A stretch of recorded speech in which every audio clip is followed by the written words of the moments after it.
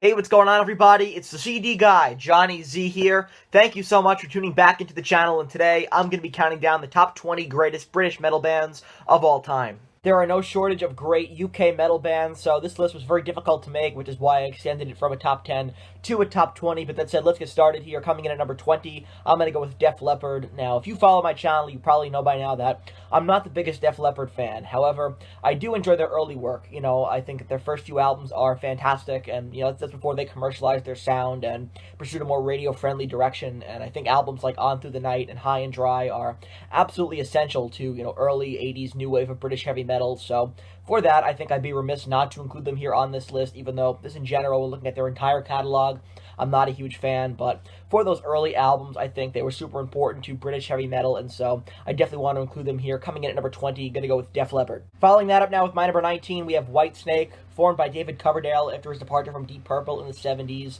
Whitesnake were, a big part of that MTV era glam metal scene about a decade after their formation. This album right here, Whitesnake 87, is perfect from top to bottom. It's essential, British metal listening, in my opinion. Not a bad song on here. Really helped to put them on the map in terms of mainstream popularity. Still a lot of songs played on the radio from this record to this day, on classic rock radio. But, I would rank them higher on this list. The only reason that I didn't is because, they were predominantly a blues rock band up until about 1984. Number 18, how about Raven? Super underrated band from the new wave of British heavy metal. Raven were formed in 1974 and have since released 15 studio albums and, a very strong catalog to boot, right? Under, a lot of which under the radar, I think, for most of their careers. The band was founded by the Gallagher brothers. John, as great vocalist, Mark is a super overlooked guitarist, in my opinion, and despite, being one of the more forgotten acts on their list, their influence is, undeniable, influencing the likes of Metallica, Slayer, Crater, and more from the world of what will become the thrash metal scene just, a few years later. For number 17, let's go with Haken, one of my favorite progressive metal bands of the 21st century. From 2010's Aquarius all the way to 2023's Fauna. The band have a perfect discography as far as I'm concerned, not a stinker in the bunch, and they seem to be just getting started, right?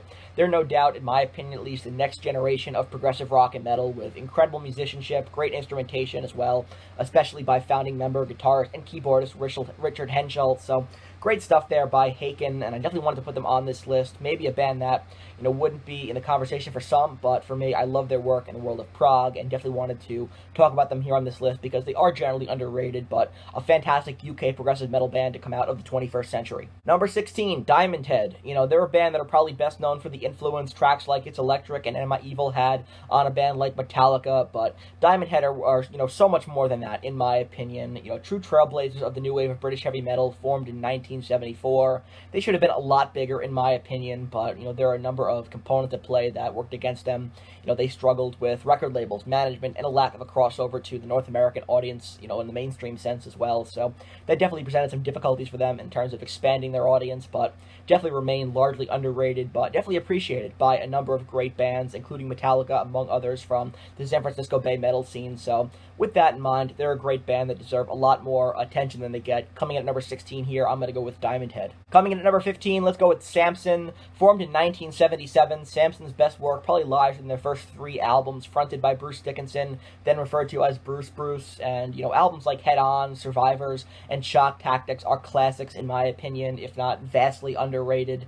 However, my favorite thing Samson's ever been a part of has got to be their appearance in the 1980 movie Biceps of Steel, where their security just won't stop belching for some weird, unknown reason. Shout out to you if you've ever seen the Biceps of Steel movie. It's just a notch below Spinal Tap, in my opinion. But moving on now to my number 14, I'm going to go with Tokyo Blade. Talking more about some underrated acts. It's unfortunate that a lot of these key new wave of British heavy metal bands didn't stand the test of time in terms of popularity, and Tokyo Blade are another example of that as far as I'm concerned. Guitarist Andy Bolton is a tremendously underrated player. However, the band were plagued by a ton of lineup changes over the years that impacted their popularity, which is something that a lot of these underrated bands, lesser talked about bands from the new wave of British heavy metal, struggled with as well. The band continued, though, to release 13 studio albums and have seen their style evolve over the years as well, so I think that's pretty cool, and definitely had to include them here on this list. Coming in at number 14, gonna go with Tokyo Blade. Number 13, let's go with SikTh. Maybe a bit of an underrated and unexpected choice here for this list. Formed in 1999, they've dabbled in avant-garde over the years as well, and their sound, it can be hard to define and really pin down because they're so well-versed in rock, metal, and hardcore on top of the proggy experimental aspect of their style. I think they're a great band. Love their most recent album, The Future in Whose Eyes, from 2017 as well. great stuff, and I do hope that we get some new music from them at some point. I think that'd be awesome, but until then, their most recent record was an absolute banger from top to bottom, so love that, and wanted to put SikTh here on this list. Very underrated band. My pick for number 12 is going to be Cradle of Filth, formed in 1991. The evolution of their sound has been pretty interesting throughout their careers. Initially starting out as more of a black metal act before transforming into a predominantly gothic metal band with some symphonic elements as well. Over the years, the band have managed to break through and garner some mainstream attention and, really solidify themselves as one of the best UK extreme metal bands in that scene. So definitely need to be on this list here, need to be somewhere close to the top 10. I think 12 is a fair place to put them, so that in mind, Cradle of Filth here coming in at number 12 on the list. Well, there's a chance that Cradle of Filth wouldn't exist without this next band coming in at number 11. I'm going to go with Venom. Formed in 1978, they were the ones who really brought that black metal edge into the new wave of British heavy metal, founding the genre of black metal with their aptly named sophomore record alongside bands like Merciful Fate and Bathory.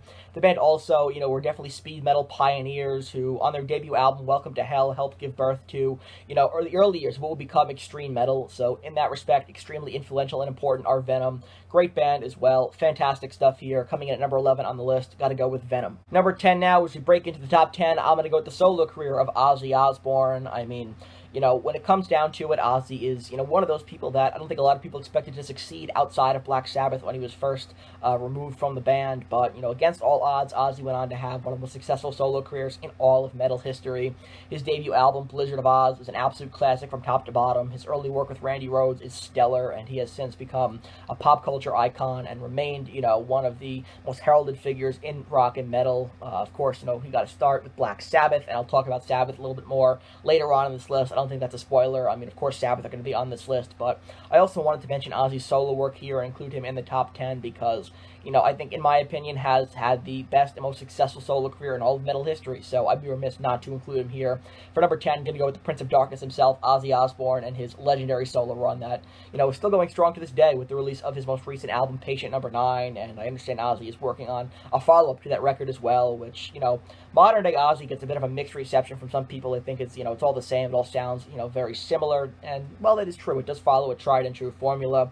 I enjoy it, and, the fact that Ozzy's getting, older now and getting up there in age, I don't take any of those releases for granted, so again, Ozzy, number 10 here on the list. Great stuff here from a solo perspective as a fantastic solo artist over the years, and like I mentioned, I'll talk more about his work with Black Sabbath in a little bit. Number 9, Bolt Thrower. Here's a band that never made a bad album, in my opinion. They were, no doubt, one of the most consistent death metal acts of all time. They have a great formula of, brutal chugging riffs and powerful lyrics. Without a doubt, a band that belong in the top 10 and just really top-notch UK death metal, and it's just too bad that they've broken up now, and so we won't be getting any new music from them anytime soon, which is a real bummer, but, they have a whole classic discography to choose from there, and like I said, not a bad album in the bunch, so, when it comes down to it, powerful band, great instrumentation, and a perfect discography lands them a spot here in my top 10. For number 8, let's go with Rainbow, initially formed by Ritchie Blackmore after his departure from Deep Purple, recruiting Ronnie James Dio, formerly of Elf, on lead vocals here. That would be a magic pairing for their first few studio albums, and whether you prefer the Dio era of Rainbow or, the stuff with Graham Bonnet where they finally achieved, a mainstream hit with Since You've Been Gone, or maybe you prefer the Joe Lynn Turner era of Rainbow, the one consistent is, Ritchie Blackmore on guitar, a tremendous guitarist who really did reinvent himself outside of Deep Purple with his work in Rainbow. They have a pretty cool discography. For me personally, I prefer the Dio years. I think that their best work lies within their first few records with Ronnie on lead vocals, but, I'm a huge Dio fan, so that might just be my bias there, but nonetheless, I think Rainbow definitely belong on this list. Great work by Ritchie Blackmore and company, and again, really reinventing himself outside of Deep Purple in a pretty cool way. With a nod to power metal, my number 7 on the list is going to be DragonForce, an absolute machine of a band when it comes to, their calculating approach to lightning-fast guitar solos and otherworldly, fantastical lyrics. Some people have called them, video game metal, and they've definitely made some final boss music as far as I'm concerned, and definitely cannot wait for their next studio album coming out this upcoming March, Warp Speed Warriors.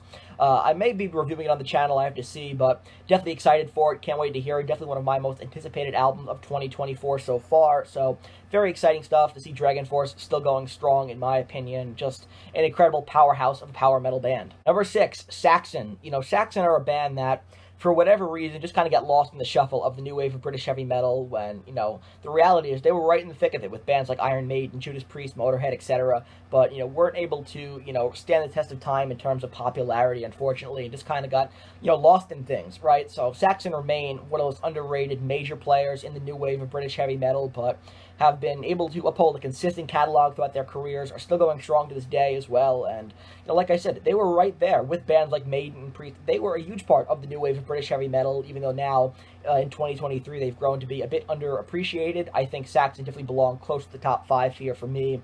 Love their work, love their catalog. I think, again, like I said, still going strong. The most recent record was fantastic as far as I'm concerned, and I'm definitely excited to hear what they follow it up with.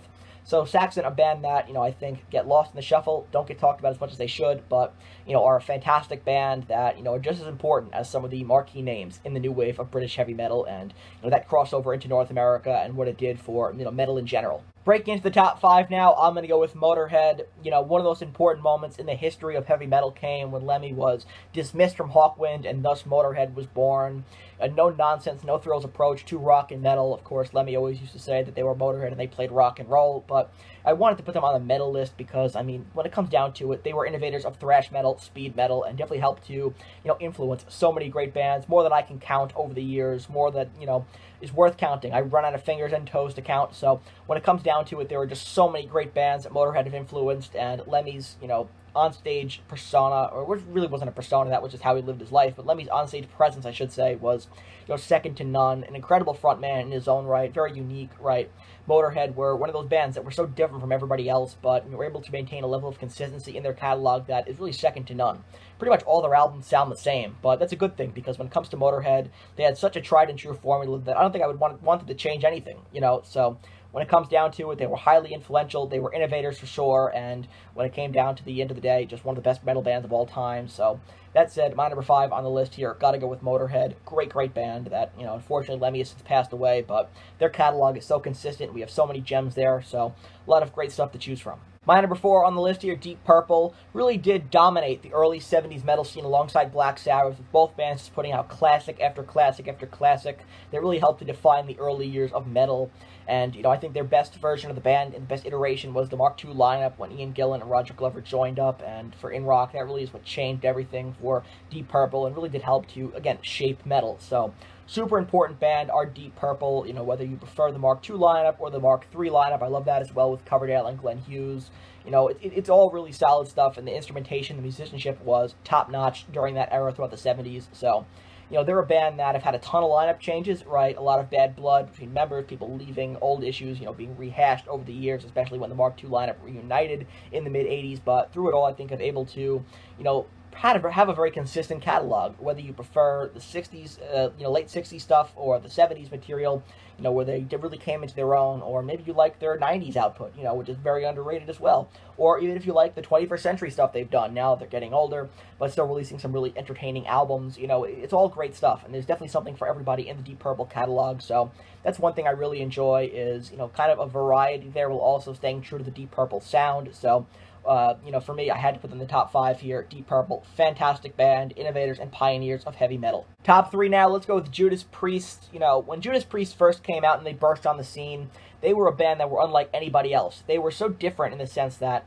they followed up what Deep Purple and Black Sabbath had done in the early to mid-70s and kind of wrote the blueprint to the next generation of heavy metal that would go throughout the late 70s into the 80s.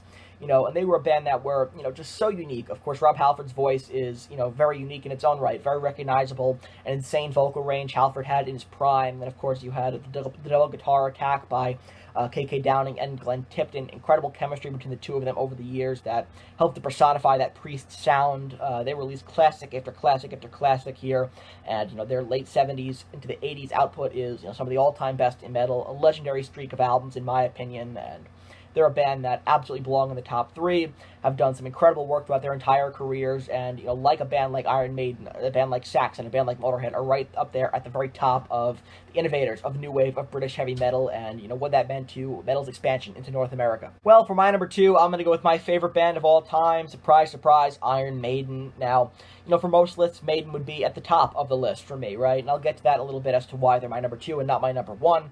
But, at the end of the day, Iron Maiden are one of the most untouchable bands in all of heavy metal. Their live energy is unmatched, in my opinion. They have released great studio albums, a great studio album for many years. There's a couple of albums that aren't as strong, but for the majority of their output, it's been, good to great, in my opinion. And they, of course, had a legendary streak of records all the way from their debut to Seventh Son of a Seventh Son. So an 8-year run there that was fantastic. First bursting onto the scene here with their debut with Paul Di'Anno on lead vocals. It was definitely a great mix of more progressive sound mixed with punk, so that was very interesting, but that was not a sound that would last all that long, as Bruce Dickinson would join in 1982 for Number of the Beast, and the band would move on to that next tier level and really, really grow into the Iron Maiden that we all know and love today. So when it comes down to it, there are two very different iterations of Maiden, from the Di'Anno era to the Dickinson era, but it's all great stuff, and without the Paul Di'Anno era, that definitely would take away from the impact they had to the new wave of British heavy metal in the very early 80s, and so Iron Maiden's early stuff with Paul Di'Anno was legendary in that respect as well, and definitely worth talking about, maybe not in the same vein as the Bruce era, but as a close second. Like I said before, on most lists where Iron Maiden meet the criteria, they'd be my number one, considering they're my favorite band of all time, but for this list here today, I'm going to go with Black Sabbath at number one. I think when you think about it, they're a band that, had they not existed, a lot of the bands on this list wouldn't exist either, or at least would not have been given the same platform to, showcase their talents and really help to expand heavy metal into North America, throughout the UK, into North America as well over the years. So very important to the existence of metal are Black Sabbath. They kind of started everything with their debut record, which it was dark, it was brooding, it was intimidating, it was unlike anything else at the time. Of course, Tony Iommi, absolute riff machine, had just an endless array of riffs in his repertoire, and over the years they've released great album to great album to great album, really personifying 70s heavy metal, and this album right here, Master of Reality, is an album that I've been listening to a lot lately, so that's why I'm holding it up here. Just a classic record here. I mean, Sweet Leaf, After Forever, Children of the Grave, Lord of this World, Solitude, Into the Void. I mean, my God, this is just one album in their legendary run in the 70s. It's fantastic stuff from top to bottom, and so, Black Sabbath are a band that had a lot of lineup changes. Obviously, the classic lineup was the original four guys, that being Ozzy, Tony Iommi, Geezer Butler, and Bill Ward, but I really enjoy the Dio years. I think the Tony Martin era is largely underrated as well. So there are a lot of different eras and iterations of Black Sabbath, but I do enjoy just about everything they've ever made, except for Forbidden, which I think is terrible. But aside from that, and Never Say Die is very poor as well. But aside from those two records, I would say the rest of their catalog all ranges from good to great. And so with that in mind here, Black Sabbath, legendary innovators, and one of those important bands, not just in metal history, but in music history as well. Really did kick the door open for heavy metal to, really come into its own in the 70s with a sound that was different and unlike anything anybody had heard before. So my number one on the list has to be Black Sabbath here today. Just a legendary, iconic band that without them, metal would probably cease to exist here today. So that wraps up this countdown here today of my top 20 favorite British metal bands of all time, which you guys can see right over here. If you enjoyed this video, please give it a thumbs up, subscribe to the channel down below, be sure to turn on the bell for notifications so you never miss a new upload, and let me know down in the comment section below what are some of your favorite British heavy metal bands of all time. I want to hear from you and your opinions, so let me know all that good stuff down in the comments, and until next time, it's the CD guy, Johnny Z, signing off. Take care, everybody.